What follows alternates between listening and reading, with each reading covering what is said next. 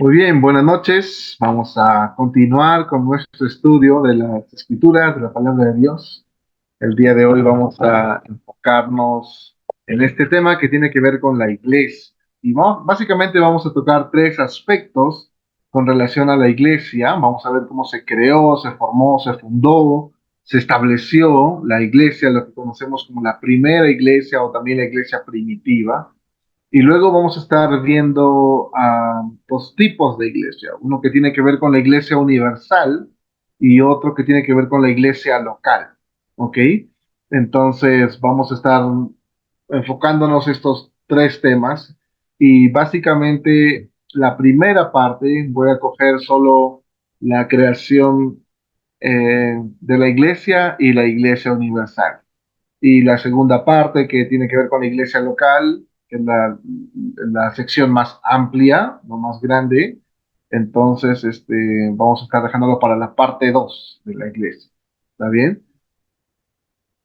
En la próxima semana. Muy bien, vamos a enfocarnos en este primer versículo en las Escrituras que nos menciona de la palabra iglesia, ¿no? Este es el primer texto en la Biblia donde se menciona la palabra iglesia. Mateo capítulo 16, versículo 18. Mateo capítulo 16, versículo 18.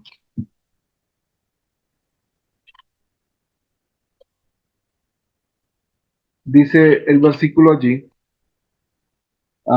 Y yo también te digo, palabras del Señor Jesús, ¿no? Y yo también te digo que tú eres Pedro, y sobre esta roca edificaré mi iglesia, y las puertas del Hades no prevalecerán contra ella, dice el texto, ¿no?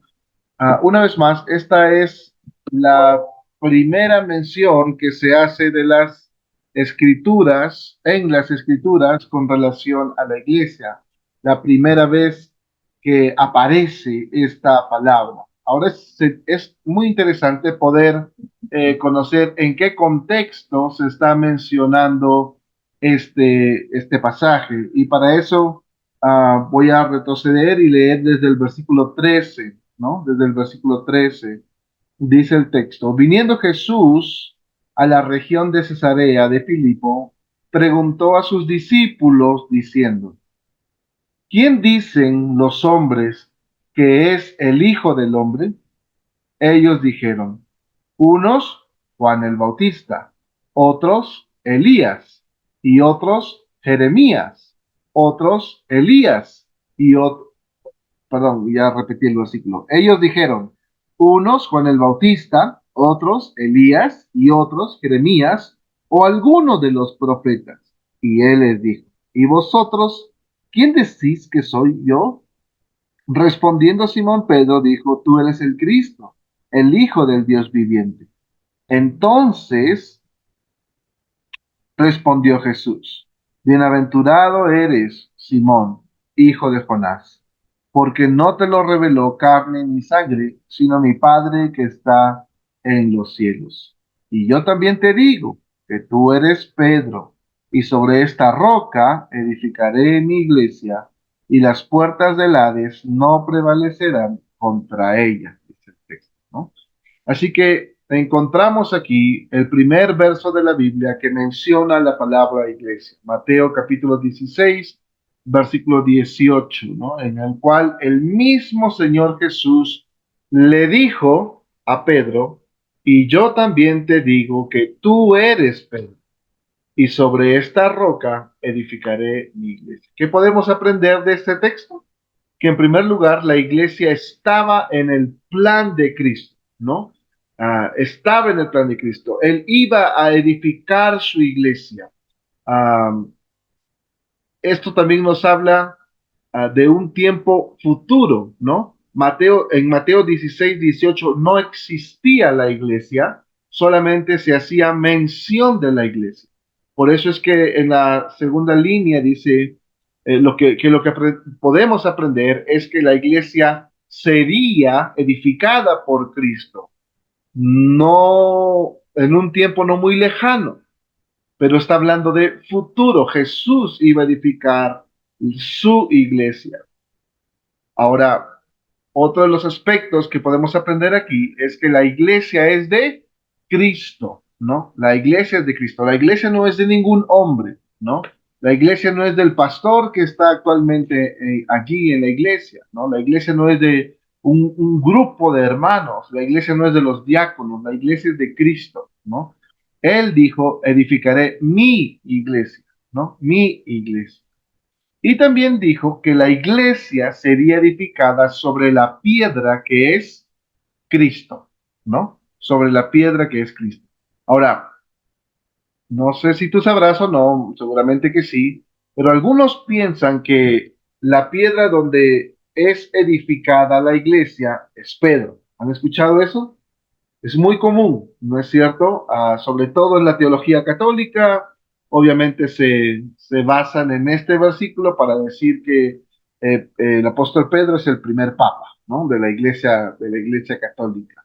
Entonces, algunos piensan que esta piedra donde es edificada la iglesia es Pedro, pero esta es una opinión insostenible, ¿no? Insostenible, porque en el contexto del versículo 18 que hemos leído, es decir, versículos desde el 13 en adelante, ¿no? La conversación entre el Señor Jesús y sus apóstoles, ¿no? Ah, hay una conversación allí y dice, Jesús pregunta, ¿quién dicen los hombres que es el Hijo del Hombre? Y los apóstoles le dicen, Señor Jesús, hay algunos que creen que tú eres que tú eres Juan el Bautista. Señor Jesús, hay otros que creen que tú eres Elías y otros creen que tú eres Jeremías o cualquier otro profeta, ¿no? Y Jesús les confronta y les dice, ya está bien, eso es lo que ellos creen, pero ustedes, ¿quién dicen que soy yo? ¿No? ¿Y quién responde primero?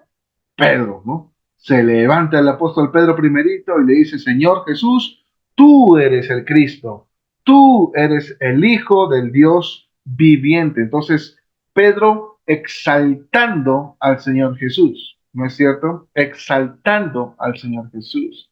Um, Así que tú eres el Cristo, el Hijo del Dios viviente. Y sobre aquel de quien Pedro habló, Jesús le dijo, sobre esta piedra edificaré mi iglesia, ¿no? Es como que le señala a Pedro y le dice, tú eres Pedro, ¿no? Le señala, tú eres Pedro, y después regresa y le dice, pero sobre esta roca, es decir, sobre mí edificaré la iglesia, ¿no? Tú eres Pedro, pero sobre esta roca edificaré mi iglesia. Así que eh, descartamos la posibilidad de pensar de que Pedro es aquella piedra que se menciona como el fundamento de lo que sería la iglesia. Ahora, también el apóstol Pedro mismo va a manifestar que Cristo es la piedra, ¿no? Um, si vamos un ratito a Primera de Pedro capítulo 2, Primera de Pedro capítulo 2,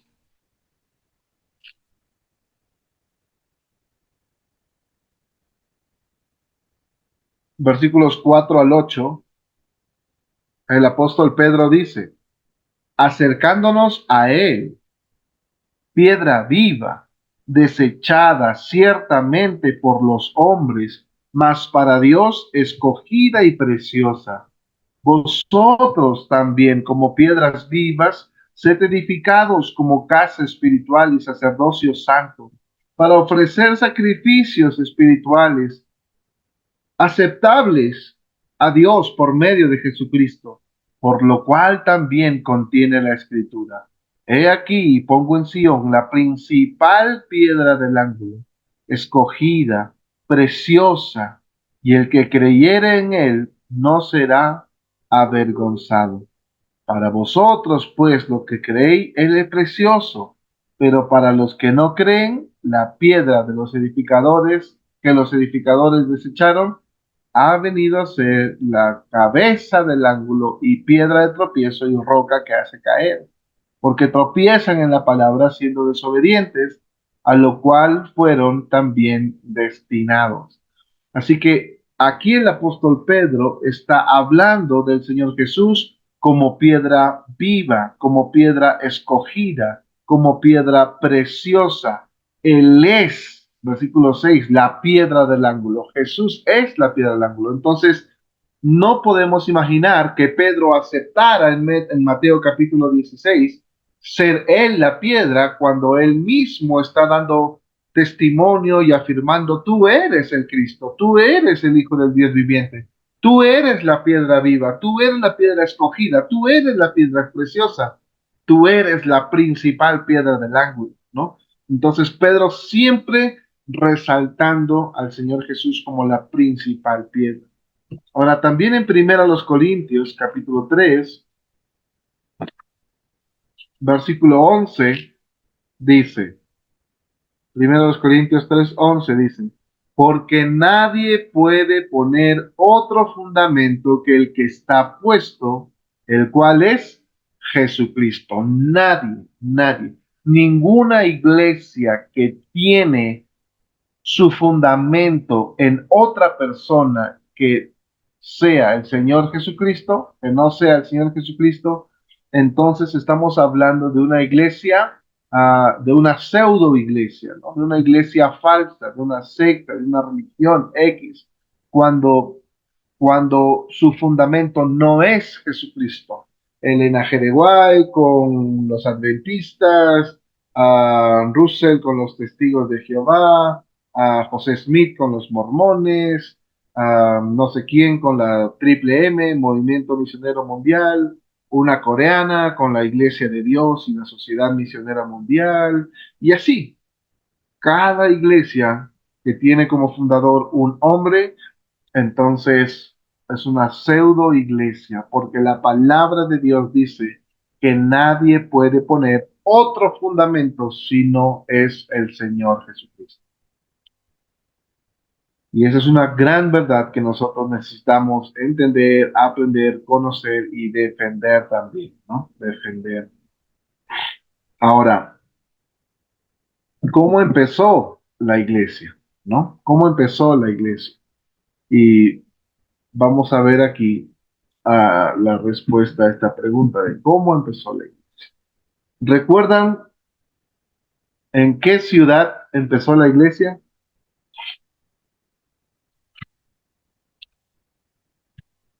Según Hechos, según Lucas 24, que es el tomo uno de Lucas, ah, en el capítulo 24, versículo 46, 47, 48, más o menos, les dijo, y así fue necesario que Cristo padeciese y resucitase de los muertos, pero me seréis testigos, ah, quedaos aquí y esperen la promesa, quedaos en Jerusalén, ¿no? Quedaos en Jerusalén y esperen la promesa del Padre. En Hechos capítulo 1, versículo 4, una vez más hace mención allí, y estando juntos los apóstoles, les mandó que no se fueran de Jerusalén, sino que esperasen la promesa del Padre, la cual les dijo, oísteis de mí. Entonces ellos estaban en Jerusalén, ¿no? Estaban en Jerusalén cuando empezó la iglesia. Ahora, ¿qué tenían que esperar los apóstoles?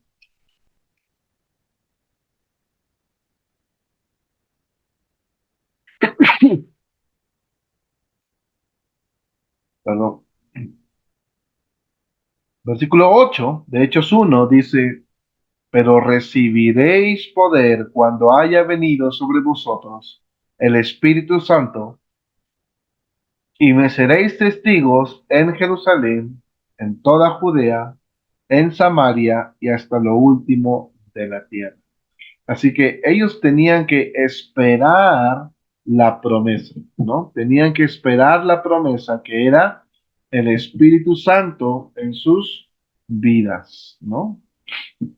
El Espíritu Santo en sus vidas. Ellos tenían que ser bautizados con el Espíritu Santo. El Espíritu Santo tenía que impartirse en sus propias vidas. Ahora recuerdan ¿En qué día los discípulos recibieron y fueron llenos del Espíritu Santo? ¿Recuerdan ese día? Fue, ¿qué día fue?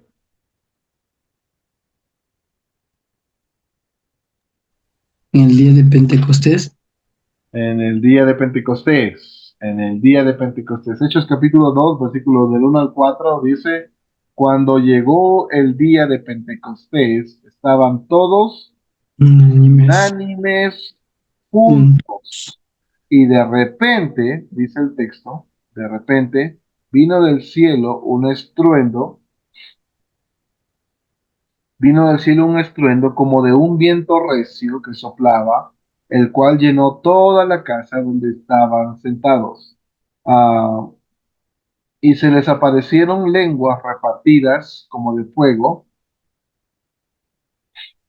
asentándose sobre cada uno de ellos, y fueron todos llenos del Espíritu Santo, dice el texto.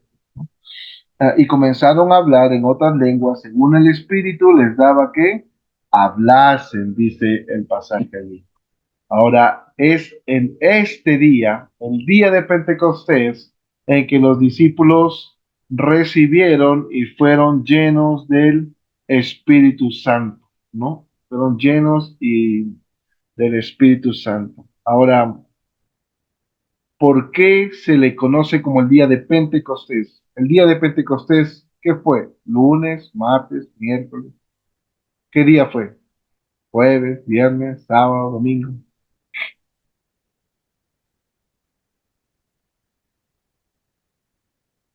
¿Qué día fue? Pentecostés viene del griego Pentekos, que significa quincuagésimo. En otras palabras, en español,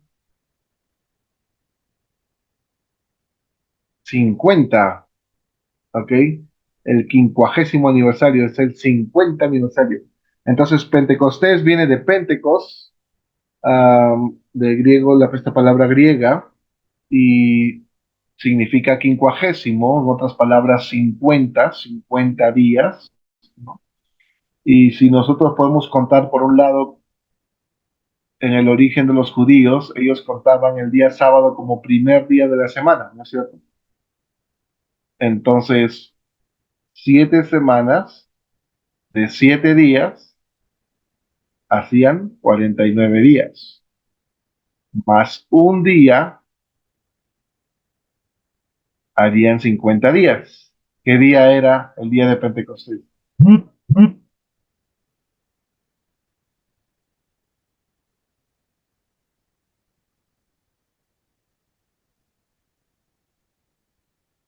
El día domingo, ¿ok?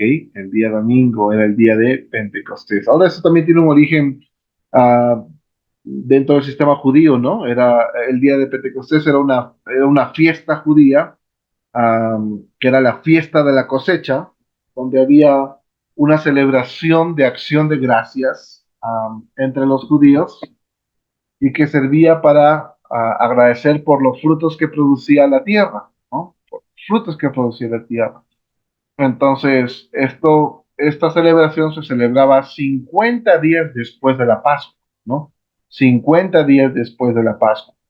Ya en el cristianismo, el Pentecostés va a marcar justamente este día en que el Espíritu Santo descendió sobre los apóstoles, les dio poder para poder predicar el Evangelio a todas las naciones y va a marcar justamente el nacimiento de la iglesia, ¿no? Así que el Pentecostés es una celebración religiosa histórica que se conmemora como algo fundamental ahí para los judíos. Y ese día inició la iglesia, en el día de Pentecostés. ¿Cuál fue el primer discípulo que predicó de Cristo? ¿Recuerdan quién fue el primer discípulo que predicó de Cristo después de ser lleno del Espíritu Santo? Fue el apóstol Pedro, ¿no? En el mismo capítulo 2, versículo 38, en adelante, Pedro empieza a predicar: arrepentidos, bautícese cada uno de vosotros en el nombre de Jesucristo para perdón de los pecados, porque para vosotros es la promesa y para vuestros hijos y para todos los que están lejos, y con otras muchas palabras testificaba y exhortaba diciendo: sed salvos de esta perversa generación. Entonces, el apóstol Pedro fue el primer discípulo que predicó después de ser lleno del Espíritu Santo. ¿Y cuántas personas se convirtieron en esa predicación? Dice el versículo 41, que está en el contexto de la predicación del apóstol Pedro, que los que recibieron su palabra, es decir, el evangelio que Pedro estaba predicando, fueron bautizados y se añadieron aquel día como 3,000 personas, dice el texto, ¿no? Como 3,000 personas, es decir, 3,000 personas se añadieron a la iglesia, ¿no? Se añadieron a la iglesia. Ahora, bíblicamente, como les mencioné al inicio en la introducción, existen dos tipos de iglesia, ¿no? Por un lado, la iglesia universal y por otro lado, la iglesia local. Pero quiero dejar bien en claro que las escrituras nos muestran, nos enseñan que el medio y la forma por el cual Dios está obrando hoy en día en su iglesia es a través de la iglesia local. ¿Está bien? Siempre es a través de la iglesia local. Nosotros vamos a ver en este tiempo a la iglesia universal, y la próxima semana vamos a hablar acerca de la iglesia local, ¿no? De la iglesia local. Ahora, la pregunta aquí es, vamos a hablar entonces de la iglesia universal, ¿no? ¿Qué es la iglesia universal? ¿Qué es la iglesia universal?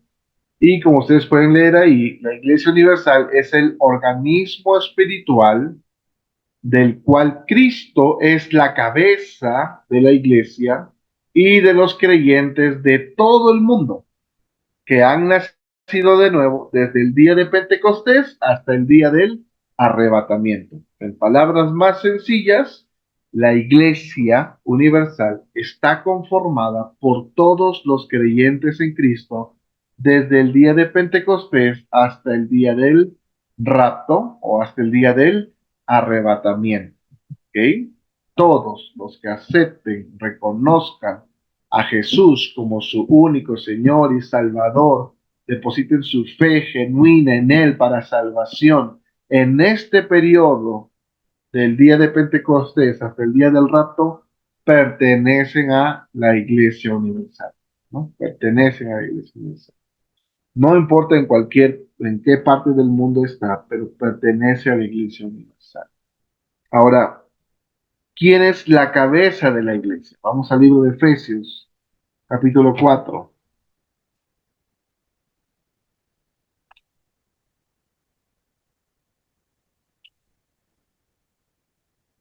versículo 15. Efesios 4:15 dice: sino que, siguiendo la verdad en amor, crezcamos en todo en aquel que es la cabeza, esto es Cristo, dice el texto, ¿no? Cristo. Y el capítulo 5, versículo 23, dice: porque el marido es cabeza de la mujer, así como Cristo es cabeza de la iglesia, la cual es su cuerpo, y él es su Salvador. Entonces, ¿quién es cabeza de la iglesia? La cabeza de la iglesia es nuestro Señor Jesucristo, ¿no? Nuestro Señor Jesucristo. Y entonces, ¿para qué existe la iglesia? Y dice Efesios capítulo 1, 6 y 12. Efesios 1, 6 y 12. Dice que para alabanza de la gloria de su gracia, con la cual nos hizo aceptos en el amado. Verso 12. A fin de que seamos para alabanza de su gloria, nosotros los que primeramente esperábamos en Cristo.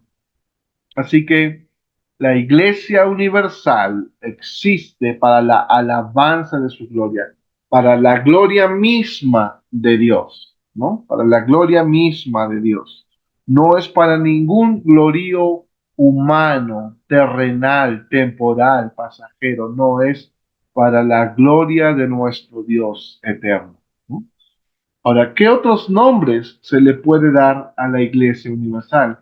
Si seguimos ahí en el libro de Efesios, capítulo 1, versículo 22, dice lo siguiente: y sometió todas las cosas bajo sus pies y lo dio por cabeza. Dios dio por cabeza a Jesús sobre todas las cosas a la iglesia, la cual es su cuerpo, la plenitud de aquel que todo lo llena, dice el texto, ¿no? Y Colosenses 1:23, perdón, 1:24, dice: ahora me gozo en lo que padezco por vosotros, y cumplo en mi carne lo que falta de las aflicciones de Cristo por su cuerpo, que es la iglesia, dice el texto, ¿no? Entonces, ¿a qué otro nombre se le puede dar a la iglesia universal aquí?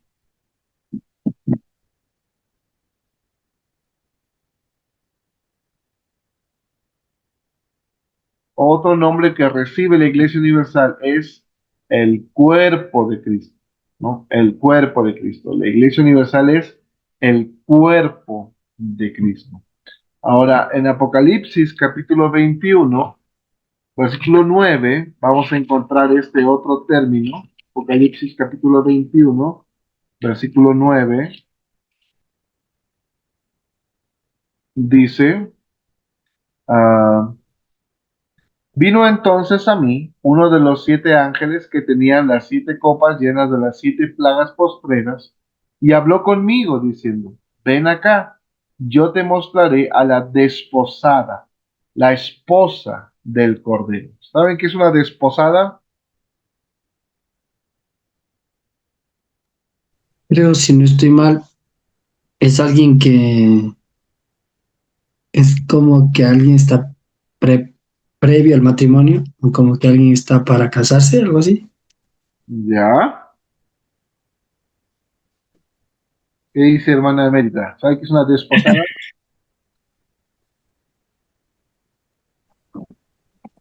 No sería ya a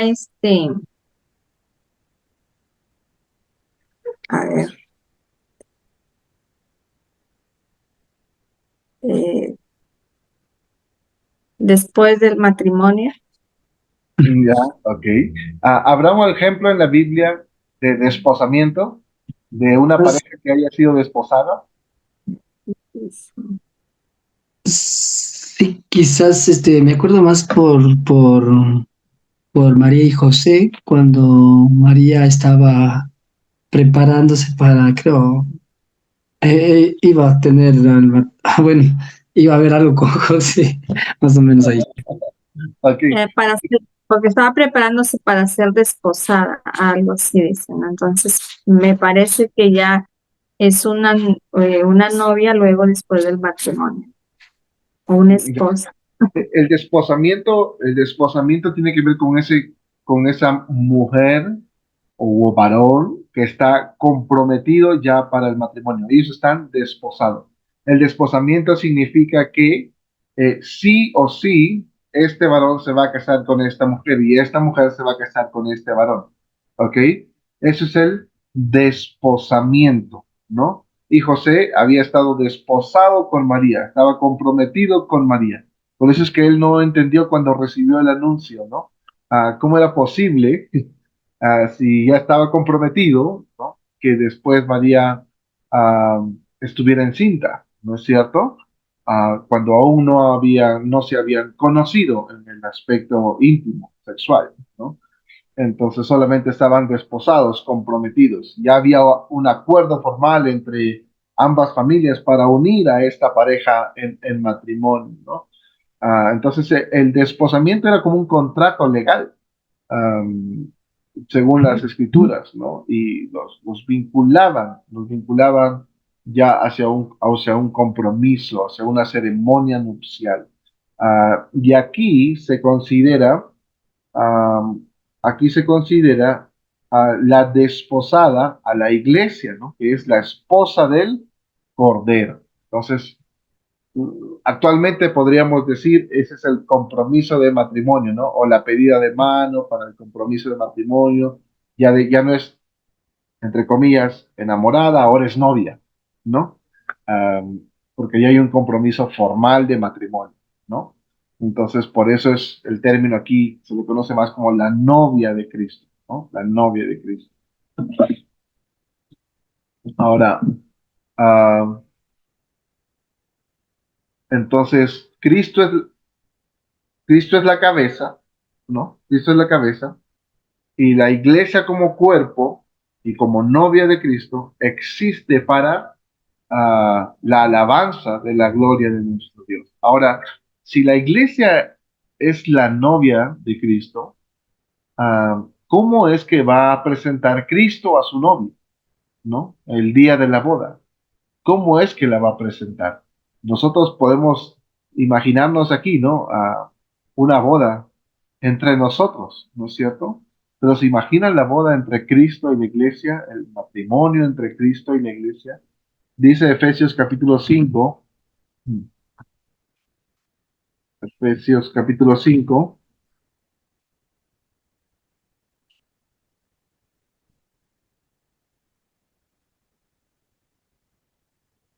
versículo 27, a fin de presentársela a sí mismo una iglesia gloriosa, que no tuviese mancha, ni arruga, ni cosa semejante, sino que fuese santa y sin mancha, dice el texto, ¿no? Santa y sin mancha. Así que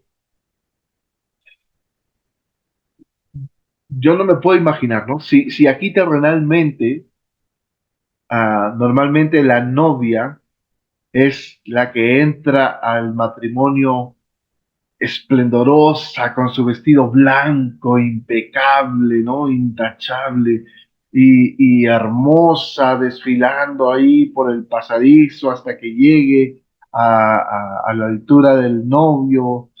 Imagínense Cristo con la iglesia. Él va a presentar a su iglesia gloriosa, va a presentar a su iglesia sin mancha ni arrugas, va a presentar a su iglesia santa y sin mancha, ¿no? Es lo que dice Efesios capítulo 5, versículo 27. Entonces, esa es la manera en que el Señor Jesús va a presentar a su iglesia. Ahora, para que la iglesia llegue a ser la esposa de Cristo, ¿cuándo sucederá este casamiento entre Cristo y la iglesia? Y según Apocalipsis, capítulo 19,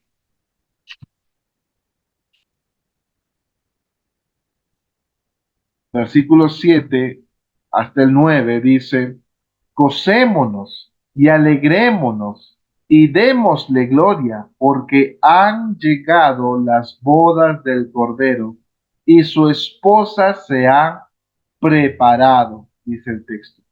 Y a ella se le ha concedido que se vista de lino fino, limpio y resplandeciente, porque el lino fino es las acciones justas de los santos.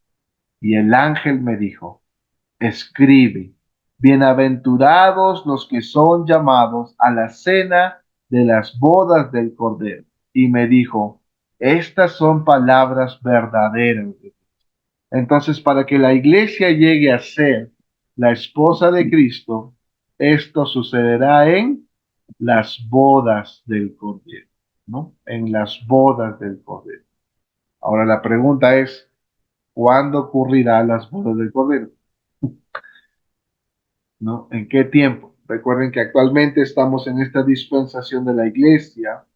Esta dispensación de la iglesia termina con el rapto y mientras que aquí en la tierra se pasarán los años de tribulación y gran tribulación. Dios vendrá hasta las nubes, los muertos en Cristo resucitarán primero, luego los que hayan quedado vivos se reunirán juntamente con Él y subirán a los cielos a pasar lo que se conoce como el tribunal de Cristo, donde Dios juzgará por tus obras buenas y también por tus obras malas. Y luego las bodas del Cordero, ¿no? Las bodas del Cordero. Entonces, ese es el momento en el que Cristo se unirá con su iglesia, ¿no? Con su iglesia. Ah, ahora, esto es todo referente a la iglesia universal, ¿no? Ahora, la iglesia universal está formada por muchos miembros, ¿no? Pero todos sus miembros forman parte de un solo cuerpo, ¿no? De un solo cuerpo. Aunque la Iglesia Universal tiene creyentes en todas partes del mundo, todos los creyentes a la vez son parte de un solo cuerpo, como si cada creyente fuera una célula, una arteria, una vena, un órgano, y todos formamos parte de un solo cuerpo. Eso es lo que dice Romanos capítulo 12, versículo 5, cuando menciona lo siguiente. Dice el texto: así nosotros, siendo muchos, somos un cuerpo en Cristo y todos miembros los unos de los otros, dice el texto, ¿no? Así que pensar que la Iglesia Universal no existe sería pensar que Cristo, como cabeza de la Iglesia, tiene varios cuerpos, que es cada iglesia local. Les digo esto por lo siguiente, y con mucho respeto, pero hay algunos pastores, iglesias, que, que creen que la iglesia universal no existe, ¿se entiende? Pero, porque, y dicen esto enfocándose en que solamente creen en la iglesia local, la iglesia local, la iglesia local, la iglesia local, y todo es iglesia local, local, local, local para ellos. Pero si fuera así, que la iglesia universal no existiera, y habiendo visto que Cristo es la cabeza de la iglesia, entonces diríamos que Cristo es la cabeza de qué iglesia? De la iglesia El Alfarero, de la iglesia de Cuenca, de la iglesia de Piura. Cristo es la cabeza de quién? ¿De cuál de las tres iglesias? Si solamente pensáramos que existe iglesia local, local, local, local y nada más. Y es ilógico pensar que una cabeza tenga miles de cuerpos. ¿No es cierto? Es ilógico pensar de esta manera. Por eso es que en esta expresión encontramos que si la Iglesia Universal no existe, sería pensar que Cristo como cabeza de la Iglesia tiene varios cuerpos o varias iglesias locales. Y eso no es así, ¿no es cierto? Cristo no tiene varios cuerpos, sería un fenómeno, ¿no es cierto? De la misma manera, pensar que la Iglesia Universal no existe sería pensar que Cristo como esposo tendrá muchas esposas, es decir, cada iglesia local. Pero eso no es así, ¿no es cierto? Eso no es así. Porque él va a ser esposo de qué iglesia? De la iglesia de Cuenca, de la iglesia de Huancayo, de la iglesia de Piura, de la iglesia de Urahuasi. ¿De qué iglesia va a ser el esposo? Por eso es que consideramos la existencia de la Iglesia universal, ¿no? La existencia de la Iglesia universal. Entonces, una vez más quisiera resaltar lo siguiente. Ah, bíblicamente existen dos tipos de iglesia, la Iglesia universal y la Iglesia local. ¿Estamos de acuerdo? Pero las escrituras claramente nos enseñan que el medio, la forma, el canal por el cual hoy en día Dios está obrando y quiere obrar y quiere cumplir sus propósitos es a través de la iglesia local. Siempre va a ser a través de la iglesia local. ¿Me dejo entender? Siempre va a ser a través de la iglesia local. Y eso es lo que vamos a ver en la parte 2 en cuanto al estudio de la iglesia local, ¿no? Hoy hemos visto la creación de la iglesia universal. La próxima semana veremos la iglesia local. Ese es el tema un poquito más amplio, por eso lo dejamos ya para la próxima semana.